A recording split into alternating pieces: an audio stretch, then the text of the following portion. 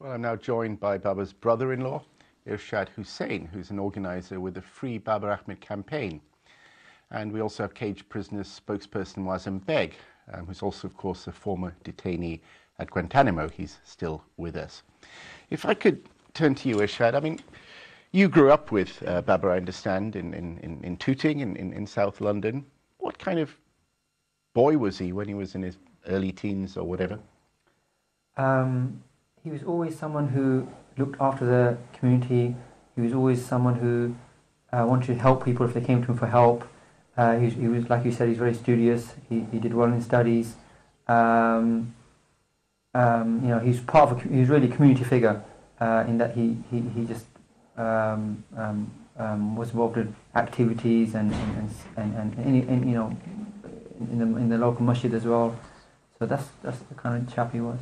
Was he quiet? I mean, how, you know, was he very vocal about political issues? I mean, he wasn't really known to speak a lot unless he really had to. So I think in his university days he would get involved with the Islamic Society, but he wasn't really the chap who'd go around telling lots of jokes and really making his voice loud and heard, unless he was. Unless there was something that really needed him to say something. So tell me about the campaign. Obviously, the Babar Ahmad campaign, it's raised. I mean, how many signatures on this e-petition have now been raised? As of lunchtime today, it was about 36,000. 36,000. Now, your target is 100,000. Now, I mean, viewers may not be aware of this, that if they're not aware, this is a change that's brought in by the government, the so-called bring democracy to the people, that 100,000 email signatures, as it were, are necessary to force the issue of the petition to come before Parliament and be debated in Parliament. Do you have a date for this, though? Is there a deadline? The deadline is the 10th of November. Now, why is that? Because presumably the petition can only be up for a while, is it? No, I mean, you can set deadlines, but because his extradition time is approaching, in the sense that we're pretty sure very soon the judgment from the European courts is due out. We set up 3 months. I mean, you can't set it for a year. So obviously we want to get the numbers before he's sent. There's no point doing it a year if he's sent. What happens if you don't get 100,000? We all hope you do, by the way, and we'll give you the website at the end of the program as to where you can sign this. But, I mean, if it doesn't happen by November 10th, it won't. It then becomes, you know, it doesn't carry on, is what I'm trying to say. Yeah, absolutely. Well, that makes it even more urgent, I think, for viewers at home to actually get on their computers as soon as this program is over. Now, what would this mean if you get the 100,000? What does this mean? Well, I mean, the petition blurb is very clear in that what we want to do, we're trying to get parliamentary debate in Babar being tried in the UK, since all the evidence that was collected against him was all collected in the UK, and he is meant to have done whatever he did while he was in the UK. And it was this evidence that that initially the Crown prosecutors, they looked at, and they said there's nothing to try him for. It was then sent to America, and from this very same evidence, the American then made their extradition request. So we feel very strongly that he should be tried in this country, and we feel that in America, as a Muslim accused of terrorism, he will not get a fair trial. So basically, the debate that you would want to have in Parliament is over a kind of legal issue, that his alleged crime, as it were, was committed here, and that it should not be tried in the United States. That is correct. We want him tried here. Okay, and you think that a parliamentary debate could actually change his fate, therefore? We hope very much. Okay, so. well, I mean, we'll say this later in the program, but it's www.freebabarahmad.com. That's the website. That's www.freebabarahmad.com. Okay, so we're hoping that obviously you get the signatures and that this happens. You know, just one final question on that. You said that the European judgment is due soon. What, you know, is it imminent? I mean, what have you? Because we heard in the first part of the program about it now, the appeal having taken this long to go before the European Human Rights. It's being their court, yes? Is that where it is now? So, when is that expected? I mean, it's been with them 4 years now.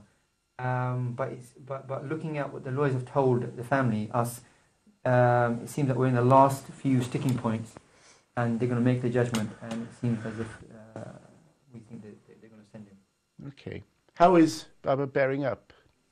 I met him last weekend, and he's very positive. He's trying to focus. He's trying to get involved with the campaign any way that he can, with ideas, suggestions.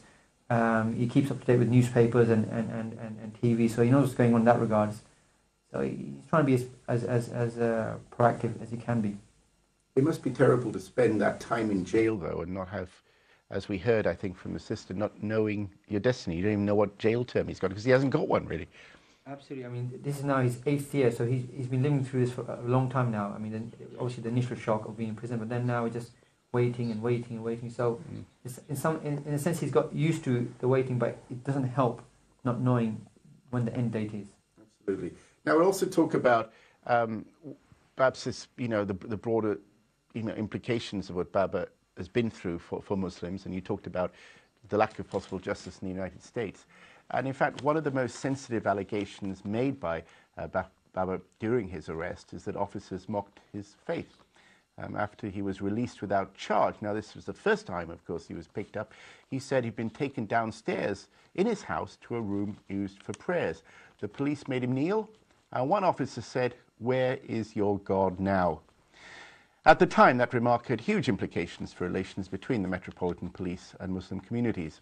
Babar Ahmad's case became a touchstone of relations between the Muslim community and law enforcement. Well, the Muslim Council of Britain took up this case. Here's Dr. Faisal Handrat. Big road, life is one big road with a lot of, life is one big road with a lot of signs and more signs. My name is Faisal Handrat. I'm the Assistant Secretary General of the Muslim Council of Britain, and I'm leading the MCB's response to the Babar Ahmad issue. Fundamentally, we're supporting the Free Babar Ahmad campaign, and currently the campaign to collect 100,000 signatures before the 10th of November to call for a debate in Parliament around the issue of his extradition. The MCB has strongly urged and strongly called upon the government to try Babar Ahmad in the UK. The United States has a very poor track record when it comes to treating suspects who are alleged to have committed terrorist offences.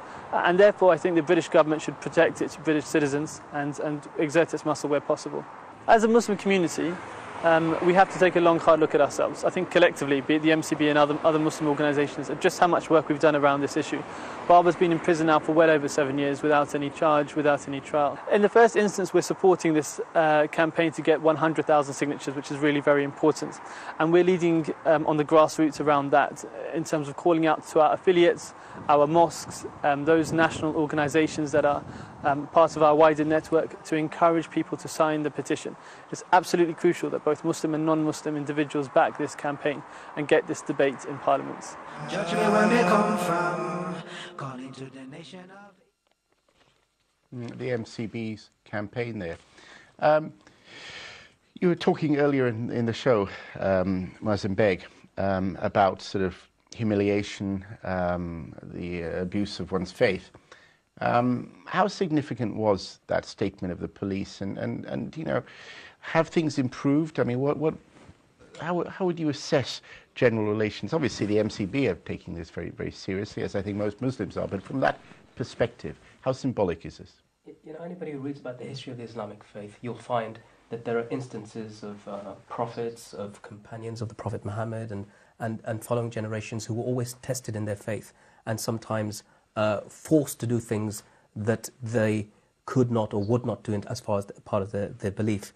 What Babar was made to do has resonance of that, and it was incendiary and inflammatory all around the Muslim world indeed. I know I've read websites and blogs in the Arab world where they've referred to this case of this is what's happening in liberal Britain, where everybody has rights, where people flee to for asylum, and yet this is what's happening in Britain post 9/11. I think there's this other point also.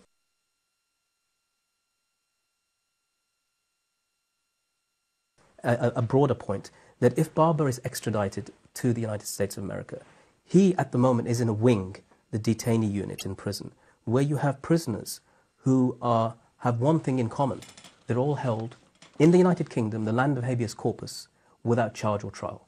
The longest serving prisoner has been held there for almost 13 years, waiting an extradition to the United States of America. There's others there for 12 and so on and so forth. So Babar is with this group of people.